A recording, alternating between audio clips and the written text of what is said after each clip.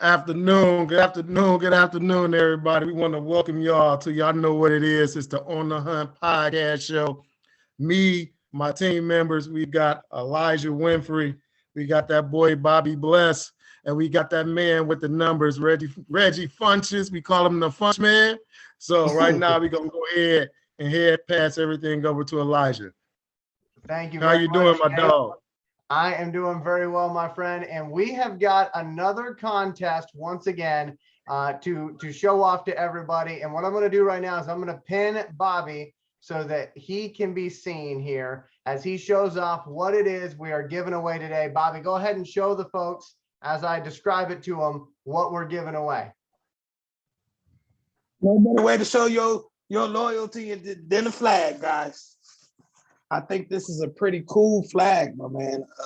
Got all the stars, got quite a big stripes, blue and white, just for our team. It's 3x5, but it go right on the banner. Got the holes on there and everything.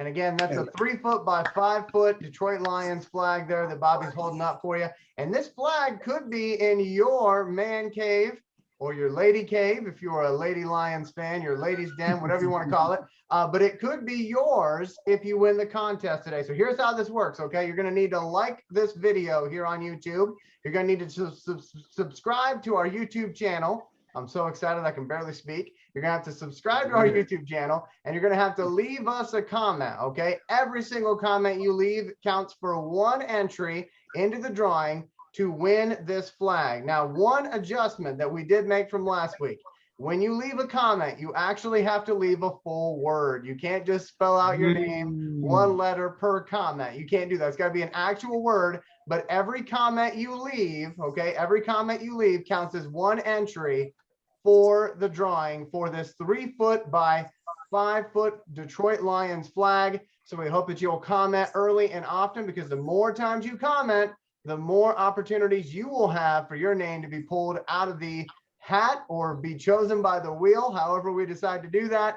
So make sure you comment and don't be left out. But remember, you got to like the video, you got to subscribe to the YouTube channel, and you got to comment at least a full word, okay? No letters, a full word. That's what we're looking for this week. So comment early, comment often. And with that, we're going to toss it over here to Reggie for our By the Numbers segment. Reggie, take it away, my friend. By the numbers, and unfortunately, we got to start with the ugly. So on defense, our boy Warrior and Mike Hughes, absolutely horrendous.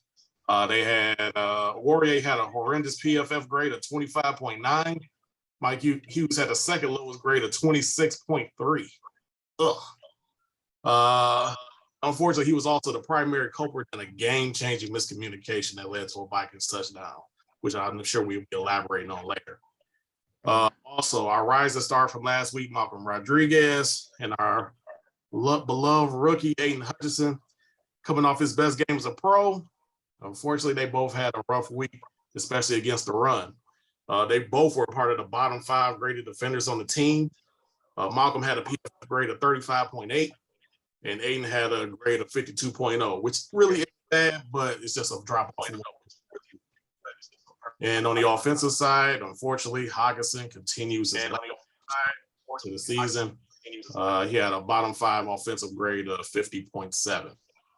But we're going to kick it over to this side, something to actually be happy about. Jamal Williams, absolute beast. He had 20 carries for 87 yards, 55 yards of which came after contact and 2 touchdowns. He also had the highest grade on the team of 86.7. He filled in admirably for Ailing Swift. And also a good point to remember is Williams had the highest grade of all running backs this week in the NFL. So that's something to really take home for next week. Great nugget, man. Great nugget. Yeah. Second-year tackle Penei Sewell was the highest graded offensive lineman for the Lions' top 3 unit. He had a PFF grade of 77.3. And then our boy Honora still continued his good start from this season, but he was hampered by an ankle injury for the second half of the game, unfortunately. And he was unable to break the NFL record for the most consecutive games with 8 catches. So he remains tied with Antonio Brown for the NFL record. He had a PFF grade of 76.4. Now, on the defensive side of the ball, this board, he actually continues to play well in limited snaps. He actually led the team with a PFF grade of 80.6. I think it might be time to get the boy a little bit more time to see what he could do with more snaps. He only had 23 this game, but he was effective in them. And putting it down for the big boys, got D tackle Aleem McNeil. Excellent game this week. He had 4 pressures and a QB hit. He actually ranked 4th in pass rushing this week among all interior defenders. And his PFF grade was 69.5. But now I'm going to take it to our biggest shout out of the week. Our boy, Jeff Lakota. The boy done been through a lot, but he is holding his own right now. He held superstar wide receiver Justin Jefferson to 2 catches for 9 yards while guarding. And he had a passer rating of 56.3. He also played every defensive snap in this game, which is great to hear due to his injury history. So we got some good things to look forward to next week. Our boy Jeff Lakota, hopefully we can continue his good play. He has DK Metcalf coming up, so we know how that's going to be. And then I'm a Rocket start a new streak this week. That'll be good, so we can get this offense popping again. So with that, we're going to kick it over to my boy Bobby Bless for the merch alert. Bobby Bless, is all on you, brother. Man, how you guys doing this afternoon? Quite a bit of you guys are familiar with the salute for service. It's more of the military kind of gear that associate with the team and whatnot. But there's a little history behind that salute for service. It's been going on since about 2011, and it's only been about 10 years altogether of just total sales. It's been $58 million. And salute for service is typically around November when it's Veterans Day and all that good stuff for the holidays, and everybody loves that. But I just want you guys to know that the salute for service gear is all around. You may hear about it more in November, but it's all year round. And they use that money to fund seeing the connecting families back with their loved ones that's overseas. You've may seen several occasions where the family unknowing of the situation, and then here comes the soldier, male or female, coming out to surprise them, and they embrace. It's always a nice scene. Every time I've seen one of those, it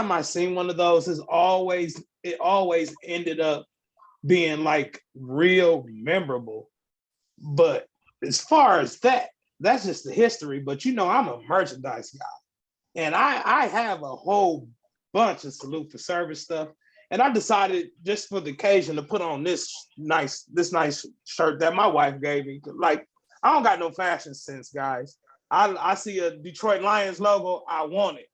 But my wife, she puts it together to make it look suitable. You know what I mean? Because she dresses you. It's okay. Yeah. I'm telling you, man. She had me wearing pink last weekend. She good, man. But anyway, I see. yeah. Boy, I was out there. But anyway, salute for service is real cool. It's real cool because you've donating your money towards people getting back with their families and stuff. You got heroes going over there risking their life for me and you. And this is, besides paying taxes, this is another way where I feel like I support the military. A lot of people, have their things with politics in the military and the NFL, but this is one thing that's going on with the military that we can all agree on, that this is a good thing. You know what I mean?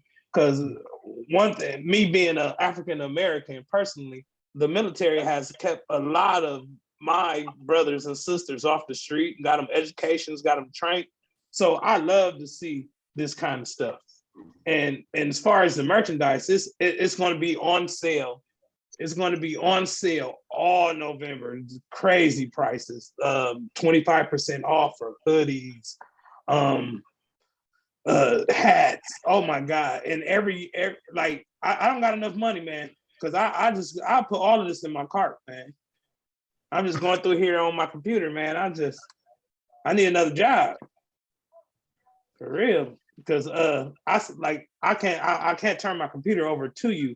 But this year's salute for service hoodie looks pretty good. It's it's more of an olive green, But what I feel like is that it's not all camouflage. It still represents the military, but it's not camouflage.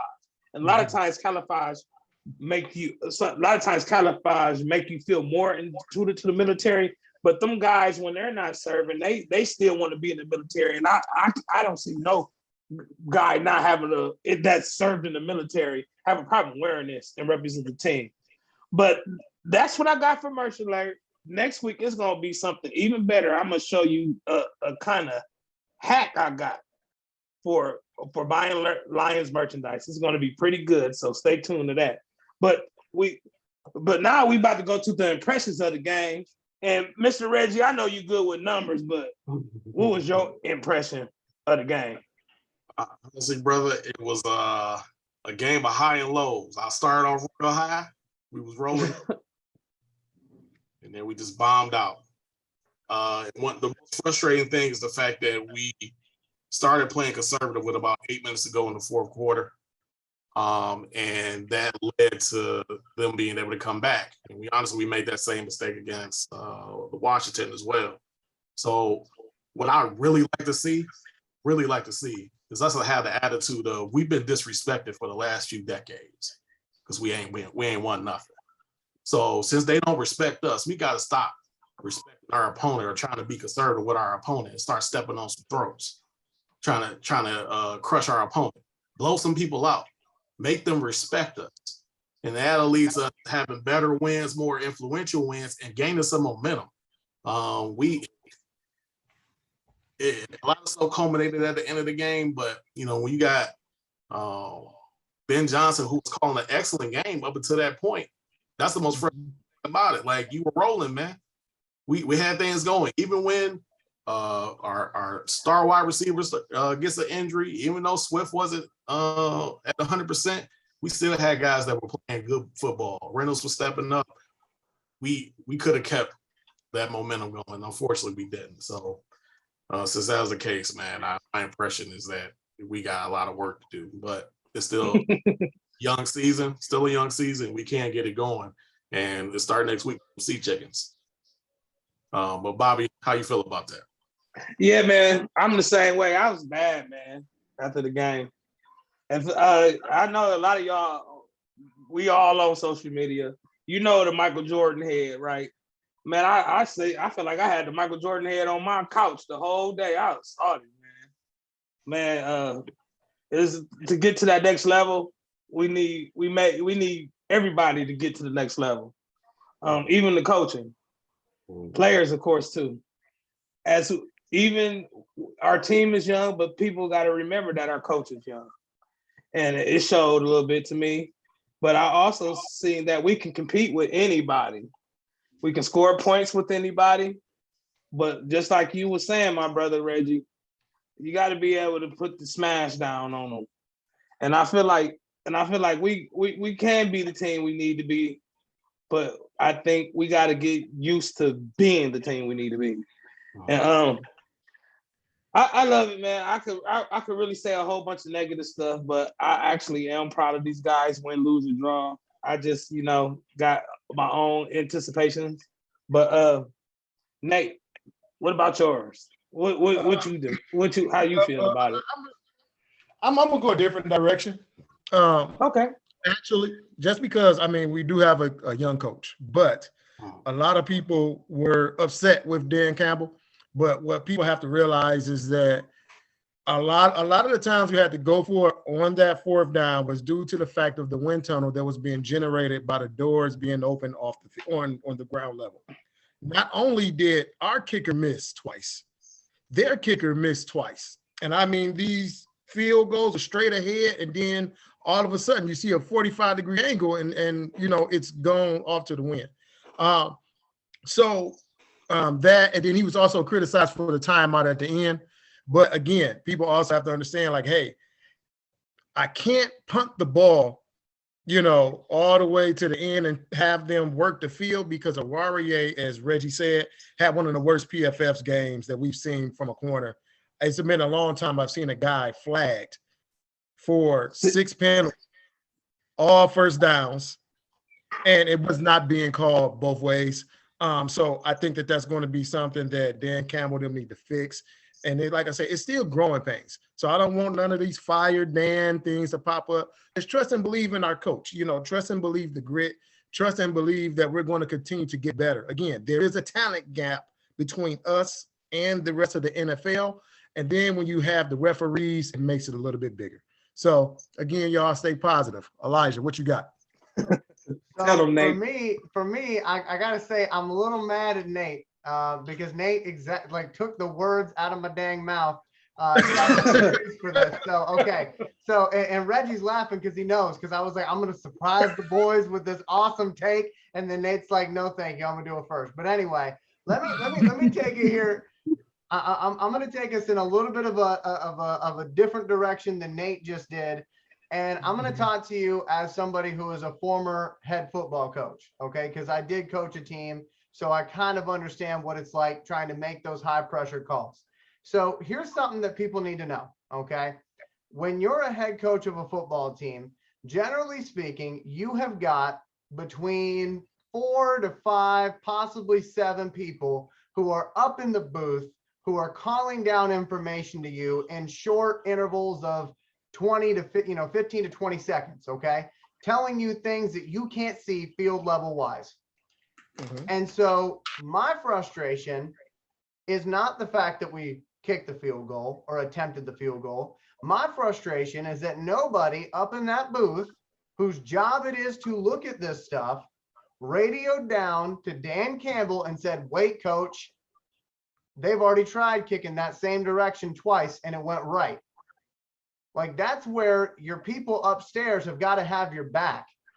And maybe they did. Maybe they called down and said, coach, it's not a good idea, but he said, I'm going to do it anyway.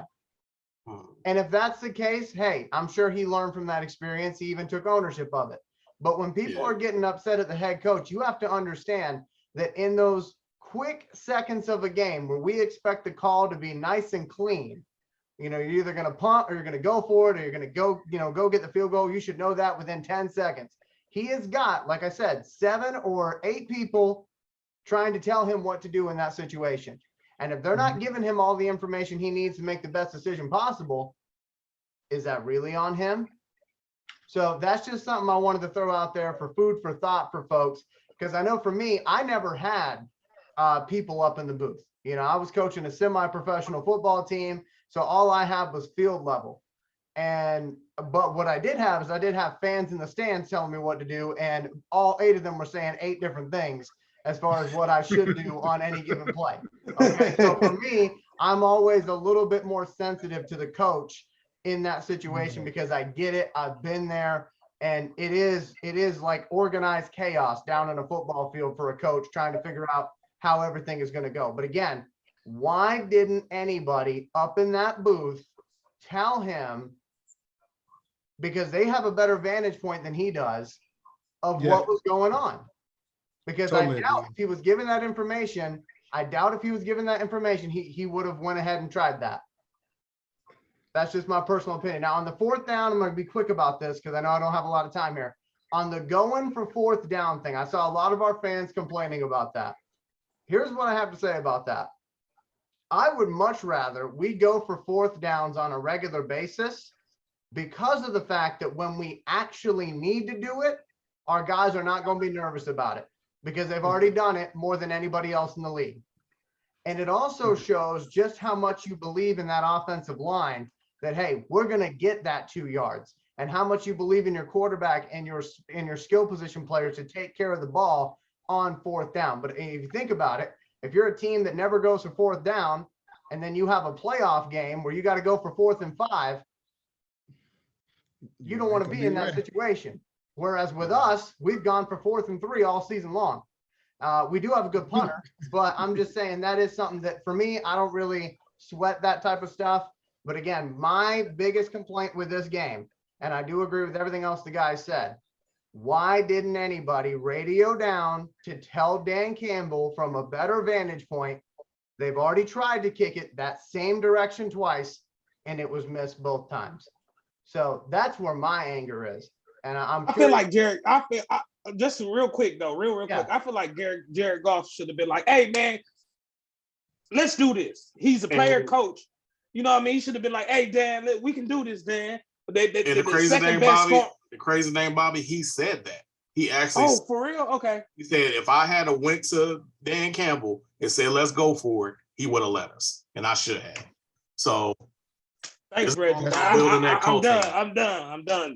This is about building that culture. Building that culture of trust. But like I said, I know a lot of people watch our podcast, so I'll be curious to see what people think of the take I just threw out there, because I doubt that was anything. I like it. I like it though. So I never thought about that. Let's go over here to Nate Rucker with Inside the Den. Nate, what do you got for us this week, my friend? What's going on, y'all? So Inside the Den, right now we're going to be discussing the Power Hour. So a lot of people are going to be asked, what is the Power Hour? Is it before? Is it be after? So the Power Hour is 1 hour after the gates open. Fans can get concession deals. You got sodas for $2.49, hot dogs for $3, and $3.49. Beers are less than $5. So each zone is going to have different things. So what I have up, we have what is considered the snack zone. The snack zone is located in section 117 inside the stadium. Then you have the Kickoff Classic. So the Kickoff Classic is another set of Power Hour things. Okay, and that's going to be held at the Comerica Gridiron Club, which is on level 3, and the South Club, which is going to be in section 208. So again, this is going to take place an hour after the gates open. So also you're going to have each level has a different type of zone. So we have the social at the gate, which is at gate D, which is going to be sections 128. We've got the blitz zone, which is held at the second level above gate A. Then you have the Bud Light Party Zone, which is section 239. And then we have WinBet Sports Bar, which is section 222. So remember, all this, guys, this is why it's called the Power Hour. This is 1 hour after the gates open. And when I tell you, you got 1 hour, you got 1 hour. Don't think you get 10, 15 minutes for travel time to add on the end of that. You got 60 minutes. Do your best to make it work. Do your best to get there. Hey, listen, the same way you got to get here, don't forget, you got to comment. Get them likes in, get them words in, because that flag is waiting there. 3 foot by 5. Y'all better hop on it. So we're going to go ahead. And now it's time for our fan favorite, Elijah. All right. Thank you, Nate. And I just want to echo what Nate was saying there. Hey, folks, the contest is going on. 3 foot by 5 foot Detroit Lions flag. Every comment you leave is an entry into the drawing. Bobby Bless is going to show you that flag right now. So let me go ahead and pin Bobby here. So as you can see, that flag is nice and beautiful. But again, it is a 3 foot by 5 foot Detroit Lions flag. Every comment you leave on this video is 1 entry into the drawing. But remember, you also got to like the video and you have to be subscribed. If you won last week, you're not eligible to win this week, but everybody else, it's fair game. So again, leave a comment, make sure you like the video, be subscribed to our YouTube channel. And just want to let you all know that last week we had 144 comments. So we're looking forward to maybe getting 200 comments this time around. We'll see, but because that flag is awfully, awfully nice. And one other reminder, we did change one rule. Okay. You cannot leave individual letters as comments. So you can't be like, GOLIONS. We're not, no LOL words. Okay. Full words is what counts. Okay. So no cheerleaders on this one. So anyway, we're going to go here to our fan favorites. Bobby Bless is already spotlighted. So Bobby, you got 30 seconds, my friend. Who are your fan favorites? My fan favorite actually is Jared Goff, man. Even though I was just kind of like getting on this case about not speaking up, he's been efficient this year. He's been making the game manager great again. He's not making the mistakes that really kill us. It's keeping us in the game. far as defense, I did like what my guy Okuda been doing. Reggie said the numbers; they speak for itself.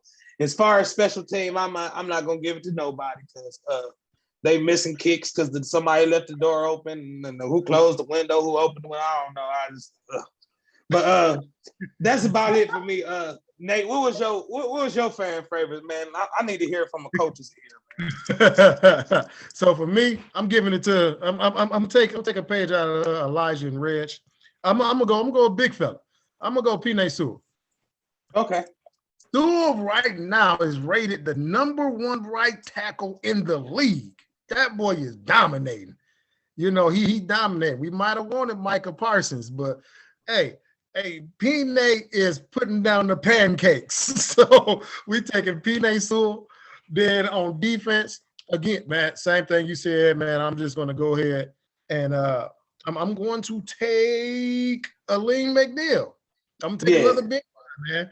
You know, hey, for a big guy playing a zero tech, he penetrated the backfield and got a hit on the quarterback. And if people don't know, that zero technique, man, which is pretty much the nose tackle, which lines up over the center, is a pretty hard position, man. Didn't he run outside and make a play too? Didn't he run outside and make big old ass? Man. And special teams, nada. So Reg, I'm going to you. So I'm mad at you in my head too, just like you in a lot. Because I had Panay and I had McNeil. Excuse me now. So now I'm switching up now since I ain't got no choice. I'm gonna put it down for my boy Jamal. That he filled in really well for Swift when he was needed. It was ground and pound, and he was doing his job. So big ups to Jamal Williams for holding it down for the running back room. I know my boy Staley was happy about that. Yeah. I'm going to have to say defense is going to have to be Jeff Okuda, man. He is really, really, really surprising me, man. I didn't expect him to play this well coming off the injury, but he is doing his job, and not just doing his job, he's doing his job effectively to the point of you shutting down Justin Jefferson. That is immaculate. So that's my offense and my defense, and just like everybody else, I have nobody on special teams. They don't deserve shit. You know what? No, I'm gonna shout out Chris Board. I'm gonna shout out Chris Board because he's still holding it down when he feels it. So I'll use Chris Board as my special team guy. So what you got, Elijah? Well, so the first thing I gotta say is, Bobby, stop damn cussing over here. Goodness gracious. I'm just kidding. Hey, I cuss like a sailor too. But anyway, so here's what I got. All right. So for my offensive player of the game, I got to give it up for Sir Pumps-a-Lot, McCringleberry, Jamal Williams. Okay, I got to give it up for Jamal Williams, even with that touchdown dance. It may have offended your grandma, but you know what? It looked good seeing him score that touchdown. But anyway, I got Jamal Williams. I got Jamal Williams there. Charles Harris on defense. I thought Harris had a pretty good game on defense. Special teams, I had no special teams down, but you know what? I will give it up for that Vikings kicker for the 2 misses that he had. That was pretty nice to see. However, we don't want to have a situation where we're letting the other, we're also missing field goals while the other team is too. We got 10 minutes left, believe it or not. So we're going to have to go quick here with the rest of our segments. Nate, who is your stupid boy award of the week going to? My stupid boy of the award goes to them doggone zebras. I've never ever seen get this many, illegal contacts, and then they didn't call it both ways. Illegal contact is like holding. It can be called every single play. But for them to systematically single one guy out is totally egregious.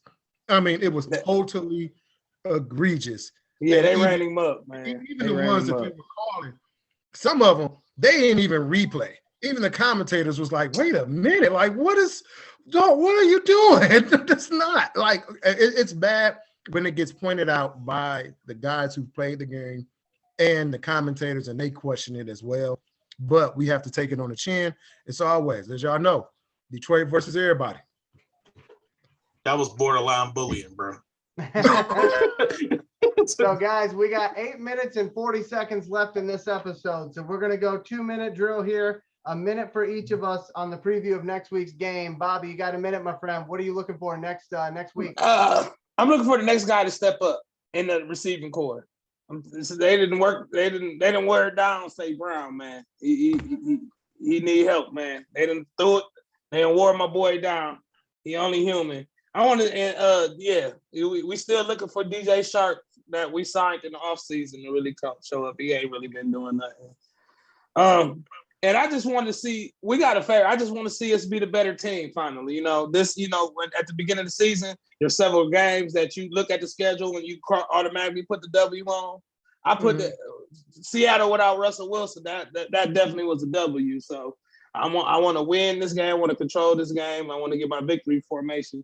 But other than that, man, I really don't have much to speak on. But numbers, man, to give us something good, brother.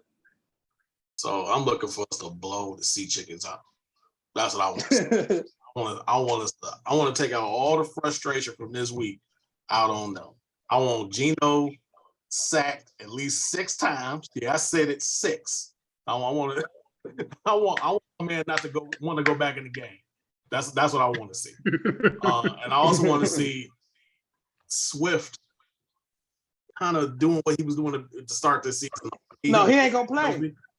Oh, well, it's wrapped. Swift, then it's gonna have to be my boy Jamal. He's gonna have to hold it down this week. So it's gonna have to be and controlling that line of scrimmage once again. In the trenches, where the big boys at, that's where you win games. So that's what I want to see. So all right, Nate, what do you got, my friend? Got about a minute here. I just want to see some consistent and better play calling from Ben Johnson. I want him to really take some ownership and take control of this play calling to let people know, like, listen, we have, yes, they may be a gap in talent, but as long as I call the game correctly, then we'll hurt you. We'll hurt you. We'll finish you. We'll make you respect us, because again, you got to get the respect from the opposite team and respect from the referees so that we don't keep having this same old Lions thing, us versus the referee, us versus the world. How about just us versus the next team? Just keep it simple. Elijah, what you got? So for me, I'm going to be that guy that's going to piss off all the Lions fans. So get ready here. Geno Smith, he is having a career resurgence, guys. This is something that we need to take seriously. When Geno Smith was at West Virginia, 98 touchdowns, 21 interceptions. He was a good quarterback at West Virginia. People forget that because they always remember Pat White and how prolific he was.